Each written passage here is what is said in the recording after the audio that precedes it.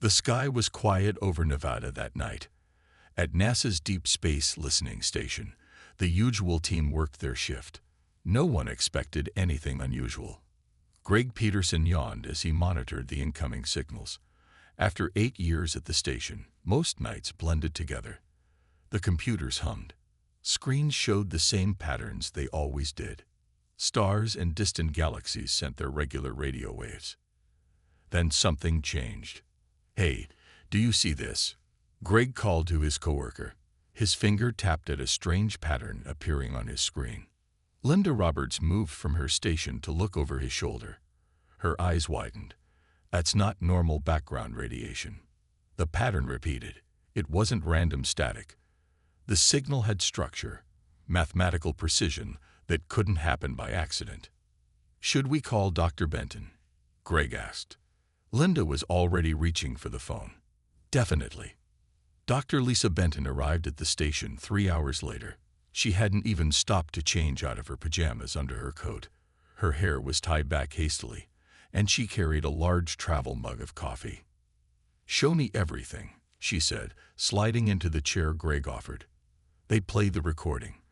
The signal repeated every 9 minutes. It contained sequences of pulses that followed clear mathematical patterns.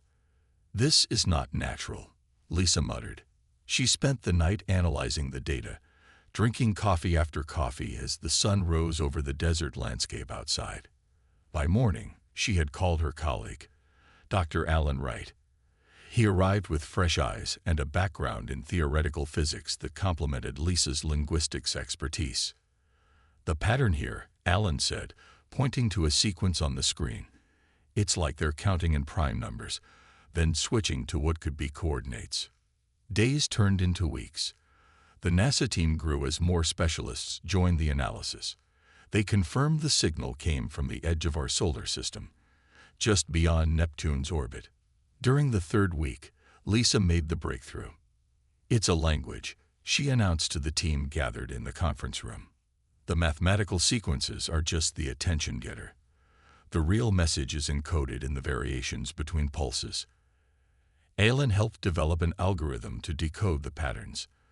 The computer worked for days, gradually revealing the message hidden within the signal. "It's a distress call," Lisa said quietly when the translation appeared on her screen. The room fell silent. The message described a fleet of 7 massive ships carrying thousands of beings. Their propulsion systems had failed.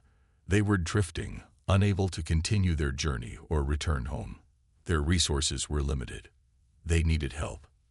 "They know we're here," Alan said. "They're specifically calling Earth for assistance." The discovery went up the chain of command. Within hours, the president was briefed. The United Nations Security Council called an emergency session. Dr. Benton presented her findings to the gathered world leaders. Her voice shook slightly as she explained what they had found. "They're stranded at the edge of our solar system. Based on their message, they have less than 1 Earth year before their life support systems fail. They need our help." The room erupted in questions. How did they know about Earth? Were they a threat? Could this be a trap? Their message contains detailed information about their situation. Lisa explained. "They're peaceful explorers whose ships suffered catastrophic system failures. They detected our radio signals and determined we were the closest civilization with technology advanced enough to possibly help them." The debate raged for days. Some nations wanted nothing to do with the aliens. Others saw a moral obligation to help. Scientists argued the potential benefits of contact with an advanced civilization. Finally, the vote came. Humanity would respond to the call. A mission would be prepared to reach the stranded fleet.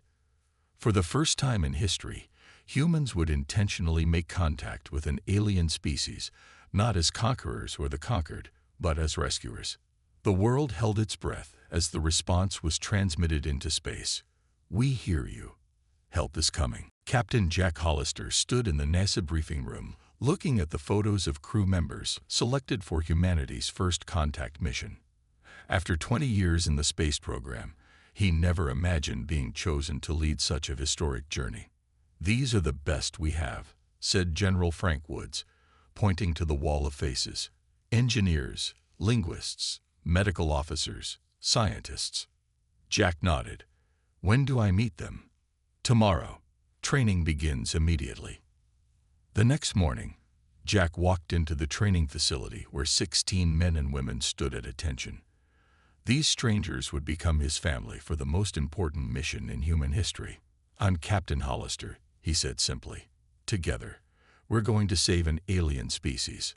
Among the crew were Samantha Cole and Daniel Martinez, the top engineers from the International Space Program. Sam had designed propulsion systems that broke all previous speed records. Daniel specialized in life support technologies that could sustain humans in the harshest environments. The ISS Horizon was being built as our first long-duration Mars vessel, explained Sam during their first technical briefing. We've retrofitted it with experimental engines that should get us to the Caridian fleet in about 3 months. Will it be enough time? Asked Jack. Daniel nodded. Based on their transmissions, their life support systems will last another 9 months. We should have time to analyze the problem and develop solutions. The crew trained 18 hours a day. They studied the decoded alien messages, learned to operate the new ship systems, and prepared for every emergency they could imagine. On launch day, millions watched worldwide as the Horizon lifted off. The massive ship carried humanity's best hope for saving the stranded aliens. Godspeed came the final transmission from Mission Control. Life aboard the Horizon settled into a rhythm. Jack maintained strict schedules and daily briefings. The science team continued analyzing the alien transmissions that streamed in daily. We're learning more about them, Dr. Amy Nelson, the mission's lead xenobiologist, explained during the second week. They call themselves the Caridians. Their biology is carbon-based, but their blood contains copper instead of iron. Are they dangerous? Asked Lieutenant Ben Rogers, head of security. All evidence suggests they're peaceful explorers, Amy replied. Their fleet includes entire families, children, elders. They've been traveling for nearly 30 Earth years on what they call generation ships. As the Horizon pushed deeper into space, the communications team decoded more transmissions. The Caridians shared information about their culture, history, and the technical problems with their ships. Their propulsion system uses quantum principles we've only theorized about, Sam told Jack during their daily meeting. But something about our solar system's radiation damaged key components. Can we fix it? Jack asked. Sam smiled slightly. We're going to try. At night, when most of the crew slept, Jack often visited the observation deck. He would stare out at the stars, wondering about the beings waiting for their help. By the end of the second month, the crew could see the alien fleet through the ship's powerful telescopes. 7 massive vessels, each larger than anything humans had ever built, hung motionless against the backdrop of distant stars. They're beautiful, whispered communications specialist Kelly Ward as the crew gathered to see the first clear images. The ships resembled giant metallic jellyfish, with central spheres surrounded by graceful extensions that must have housed their propulsion systems. 1 day left until contact, Jack announced to his crew. Get some rest. Tomorrow we make history. That night, no one slept much. In the morning, Jack received a new transmission from the alien fleet. We await your arrival with hope. The message read, Our children wish to thank the brave humans who travel so far to help strangers. Jack gathered his crew for final preparations. Their faces showed a mix of fear and excitement. Remember, he told them, we represent all of humanity now. Let's make Earth proud. The Horizon approached the massive alien fleet slowly. Captain Hollister ordered all non-essential systems powered down as they came within visual range. Through the main viewport, the crew stared in awe at the 7 enormous vessels. Each one must be at least 2 miles long, whispered Daniel Martinez. The ships gleamed in the distant sunlight, their metallic hulls covered in swirling patterns that seemed to shift as they watched. All stations report ready for contact, said Lieutenant Rogers from his console. Jack took a deep breath. Send the greeting message on all frequencies we've detected them using. Kelly Ward, the communications officer, activated the transmission. Her fingers trembled slightly as she pressed the controls. Message sent, Captain. For 3 long minutes, nothing happened. The crew held their breath. Then suddenly, the nearest alien ship began to glow with soft blue light. A beam shot out, connecting with the Horizon's communication array. "We're receiving a response," Kelly said, her voice rising with excitement. It's a holographic transmission request." "Accept it," Jack ordered. The air in the center of the bridge shimmered. Light particles gathered, forming the shape of a tall, slender being. The alien stood nearly 7 feet tall with smooth bluish-gray skin. 4 arms extended from its torso, and its head featured large golden eyes that seemed to take in everything at once. "I am Fleet Admiral Zelmav of the Caridian Exploration Collective." The hologram spoke in perfect English. "You have our eternal gratitude for answering our call, humans of Earth." Jack stepped forward. "I am Captain Jack Hollister of the International Space Vessel Horizon. We've come to offer whatever assistance we can." The alien made a gesture with its upper arms, a sweeping motion that caused the skin on its neck to flash with colors. "Your response to our distress has shocked our entire fleet, Captain." "How so?"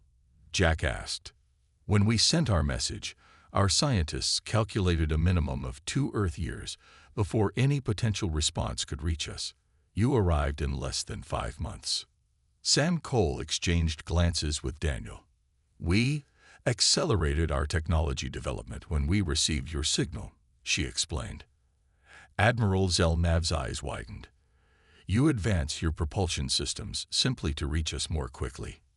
"We knew you were running out of time," Jack said simply. The alien was quiet for a moment. "Our people have much to learn from humans, it seems." Over the next several hours, the human crew exchanged information with the Caridians. They learned that each ship housed approximately 30,000 aliens, families who had been traveling for generations to explore distant star systems. "May we send a technical team to examine your propulsion systems?" Sam asked. Admiral Zelmav agreed, and soon Sam, Daniel, and a small engineering team boarded a shuttle to the main Caridian vessel. They were greeted by Chief Engineer Trelvok, who led them through vast corridors filled with curious aliens who had never seen humans before. The engine room was enormous, larger than a football stadium. Complex machinery pulsed with dim light, clearly operating at minimal capacity. "This is the quantum fold drive," Trelvok explained. "It creates temporary distortions in spacetime, allowing our ships to travel efficiently between stars." Sam studied the systems, asking questions that Trelvok translated for the Caridian engineers. After hours of examination, she discovered the problem. "The radiation from your sun affected the quantum resonance chambers," she explained to Jack over the communication link. "It's a reaction they've never encountered before." "Can it be fixed?" Jack asked. "Yes," Sam replied, "but not with what we have on the horizon. We'll need specialized materials and equipment from Earth." Back on the bridge, Jack shared this news with Admiral Zelmav. "How long would such repairs take?" the alien asked, concern evident in the darkening color of its skin. "With Earth's help, maybe 6 months," Jack answered honestly. "But first we need to convince our world to commit the resources." The alien commander's eyes shimmered with what might have been hope. "Do you believe they will?" Jack looked around at his crew, then back at the alien. "Yes. When humans hear about your children and families, they'll help. That's who we are at our best." Zelmav made a gesture that needed no translation. Gratitude that transcended species. Captain Hollister stood before the United Nations Security Council on a video feed from the horizon. Even across millions of miles, the tension in the room was clear. "The Caridian fleet houses over 200,000 souls," Jack explained. "Their quantum propulsion systems have failed due to an unexpected reaction with our sun's radiation. They have life support for approximately 8 more months, but without our help, none will survive." The Secretary General leaned forward. "What exactly are you proposing, Captain?" A full-scale rescue mission. We're calling it Operation Lifeline. We need resources, materials, and expertise beyond what the horizon carries. After 3 days of debate, the vote came down. Humanity would commit to saving the stranded aliens. The largest space collaboration in history began. Dr. Olivia Patel, who had been working on quantum physics theories at MIT, was flown to Houston to lead the theoretical side of the rescue.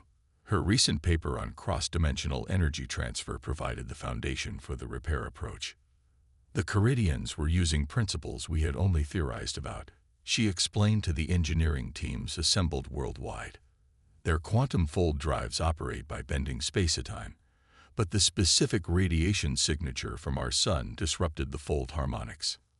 Steve Johnson, a fusion specialist from the National Energy Laboratory, developed an adaptation of Earth's experimental fusion containment fields that could stabilize the alien drives. It's like their engines are playing music, but some of the instruments went out of tune. Steve explained to the president using simple terms. We need to build special tuning forks that can work in their orchestra. Around the world, manufacturing facilities retooled to create components that had never existed on Earth before. In Japan, precision engineers built quantum resonance chambers. In Brazil, rare earth elements were refined for specialized alloys. European tech firms produced the delicate sensors needed for the repairs. Every launch facility on the planet began sending supplies toward the stranded fleet. Within weeks, a steady stream of rockets carried parts, materials, and additional personnel to help with the massive project. Meanwhile, on the Caridian flagship, Sam Cole worked closely with alien engineers. They communicated through a mixture of translation software and improvised sign language. The material science knowledge they've shared is worth decades of research, Sam reported to Jack. They can manipulate atomic structures in ways we never imagined. This knowledge helped Earth scientists solve problems in the manufacturing process. When certain components failed initial tests, Caridian scientists suggested modifications to Earth metals that made them compatible with alien systems. Not everything went smoothly. During the 3rd month, an unexpected complication arose. The quantum stabilizer components are behaving differently in space than they did in Earth laboratories, Daniel Martinez reported during an emergency meeting. The gravitational differences are affecting the subatomic alignment. Dr. Patil worked for 3 days straight, barely sleeping, to recalculate the necessary adjustments. Steve Johnson and his team had to redesign key components, causing a 2-week delay. We're still on schedule, Jack assured Admiral Zelnav. The global supply chain is working at maximum capacity. The Admiral's skin pulsed with colors that the humans had learned indicated concern mixed with hope. Your species' dedication to helping strangers is remarkable. As the repairs progressed, a global conversation had begun on Earth. Schools taught lessons about the Caridians. Children sent drawings and messages with each supply launch. Concert benefits raised money for the mission. Former rival nations worked together, sharing technology and resources. 5 months into the operation, the first successful test of a repaired drive section sent cheers through both human and Caridian crews. The small engine pod lifted from its docking bay and moved smoothly through space, its quantum field stable and strong. "It works," Sam shouted, hugging Daniel, and then, without thinking, the nearest Caridian engineer.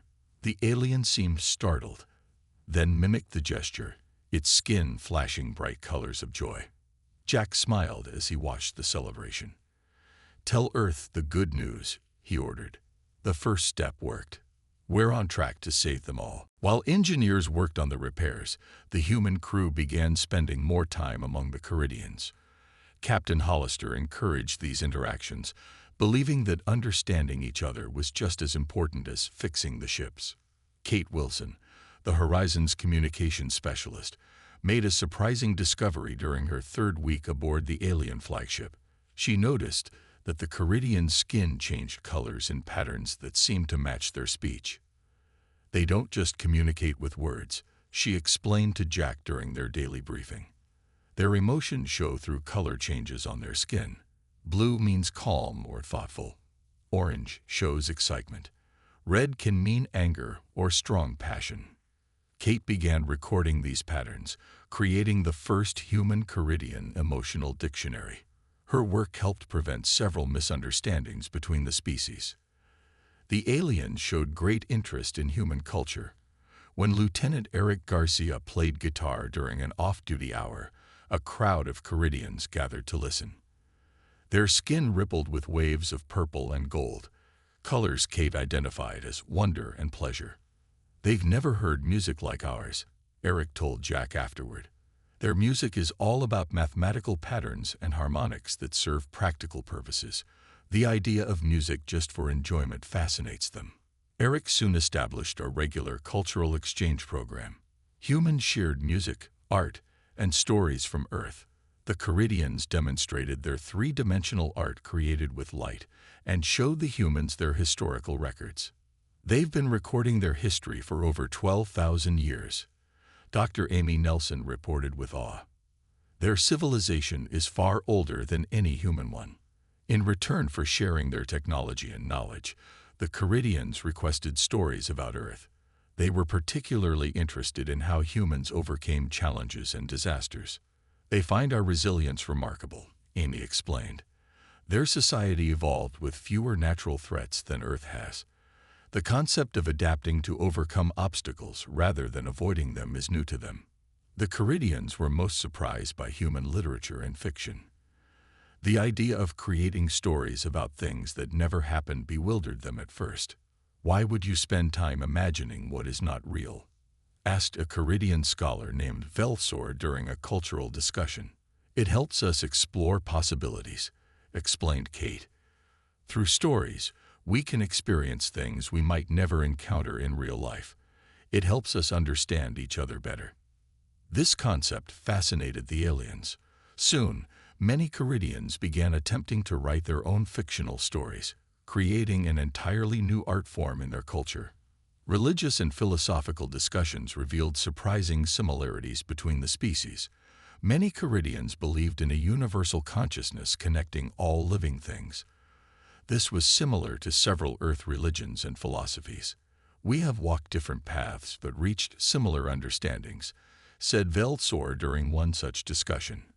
"Perhaps this suggests these truths exist beyond our individual species." Food became another point of fascination.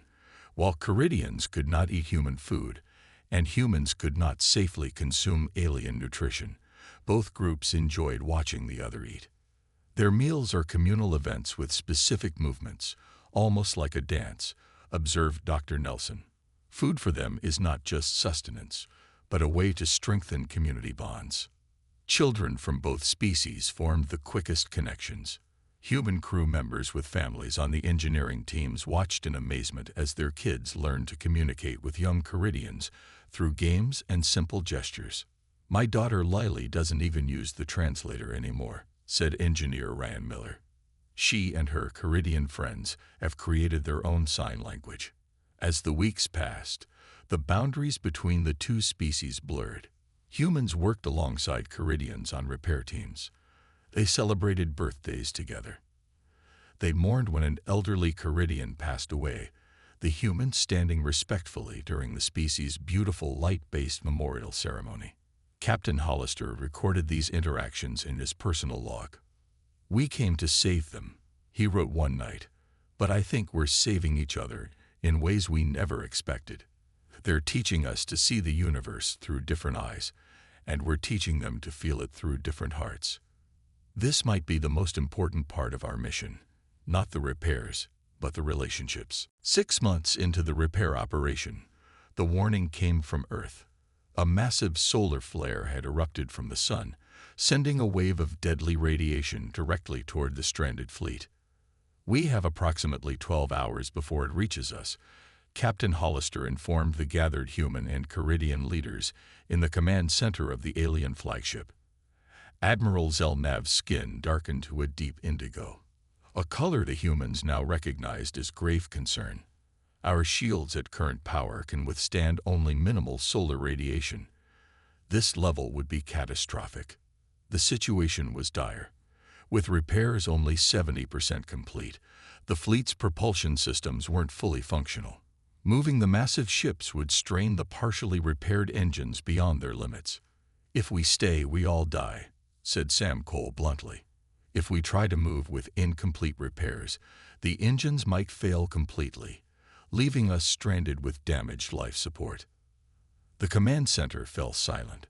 7 ships carrying over 200,000 Caridians and nearly 300 humans faced an impossible choice. Daniel Martinez, who had been quietly running simulations on his tablet, suddenly looked up. "I might have a solution, but it's risky." All eyes turned to the engineer. His normal calm demeanor was tense as he projected his calculations onto the main display screen. "We can't outrun the flare, but we could use Jupiter's magnetic field as a shield," he explained. "If we position the fleet on the far side of Jupiter, its massive magnetic field would deflect most of the radiation." "The journey to Jupiter would require more power than we have available," objected Trelvok, the Caridian chief engineer. "Not if we create a temporary quantum fold between here and Jupiter's orbit," Daniel countered. "We've repaired enough of the quantum resonance chambers to generate one short-range fold." Sam studied his calculations. "It could work, but we'd only get one chance. If the fold collapses while we're inside, the ships would be torn apart." Captain Hollister looked to Admiral Zelnav. "It's your fleet. This is your decision." The alien leader was silent for a long moment. The colors on his skin shifted through shades of blue and purple as he considered. Finally, he spoke. "I cannot make this decision alone," he said. "Our ships carry our entire civilization. The risk is too great for one leader to bear." What happened next stunned the human crew. Admiral Zelnav turned to Captain Hollister. "You and your people have shown wisdom we did not expect. You understand risk and survival in ways we are only beginning to learn." His skin rippled with resolve. "I transfer fleet command to you for this crisis, Captain Hollister. Save our people as you see fit." Jack felt the weight of over 200,000 lives settle onto his shoulders. He took a deep breath and straightened his back. "Begin evacuation of all non-essential personnel to the central ship," he ordered. "Move anyone with medical needs to the inner chambers. Engineer Martins, prepare the quantum fold generators. Sam, work with Trelvok to distribute power from life support to the engines. We need just enough life support to survive the journey." The next 10 hours were a blur of activity. Humans and Caridians worked side by side, racing against time. Families were moved to safer locations. Engineers made final adjustments to the hastily completed quantum fold generators. With 1 hour remaining before the radiation wave would hit, Jack stood on the bridge of the Caridian flagship, now serving as the command center for the entire fleet. "All ships report ready, Captain," said Lieutenant Rogers. "Quantum fold generators at maximum capacity." Jack looked at the worried faces around him, human and alien alike. "Begin the fold sequence." The space around the 7 massive ships began to shimmer. Stars seemed to bend and stretch as the fabric of space itself warped. Warning alarms blared across all ships as the strain on the engines increased. "Power fluctuations in ships 3 and 5, shouted Sam from her station. "The fold is becoming unstable." "Reroute power from the outer sections," Jack ordered. "Keep those generators online." Daniel worked frantically with the Caridian engineers, his fingers flying across control panels. "The fold is holding, but barely. We need to move now." "All ships, move forward into the fold," Jack commanded. "Maintain formation. Keep power to the generators no matter what." The massive fleet began to inch forward into the shimmering distortion of space-time. As the first ship entered completely, the lights throughout the fleet dimmed. "We're losing power," warned Trelvok. "Everyone, hold on," Jack shouted as the flagship entered the fold. For a moment, reality itself seemed to bend. Then darkness. Light returned to the bridge of the Caridian flagship. For a moment, no one moved or spoke. Through the viewport, the massive form of Jupiter filled the horizon, its swirling storms and bands visible in stunning detail. "We made it," whispered Sam Cole, breaking the silence. Cheers erupted across the bridge. Humans hugged each other and their Caridian counterparts. The alien skin flashed with brilliant colors of joy and relief.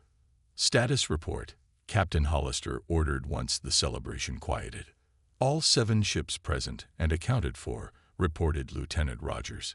"We're safely positioned in Jupiter's shadow. The radiation from the solar flare is being deflected by the planet's magnetic field, just as predicted. Some damage to the outer hulls of ships 2 and 6, added Trelvok, but nothing that cannot be repaired. Life support systems are stable." The next 3 weeks passed in a flurry of activity. With the immediate danger gone, repair teams doubled their efforts to complete the work on the propulsion systems. Engineers from Earth sent congratulations along with final components and instructions. 1 month after the Jupiter maneuver, Admiral Zelnav called for a gathering of all humans and Caridian leaders. The great assembly hall of the flagship was filled to capacity. "Today marks the completion of repairs to our quantum fold drives," the Admiral announced, his skin glowing with formal golden patterns. "Thanks to human ingenuity and compassion, our fleet can continue its journey." The United Nations Secretary-General, speaking via video link from Earth, addressed the gathering next. "The people of Earth extend an official invitation to the Caridian Collective. We would be honored if you would establish a permanent embassy on our world as the beginning of a lasting friendship between our species."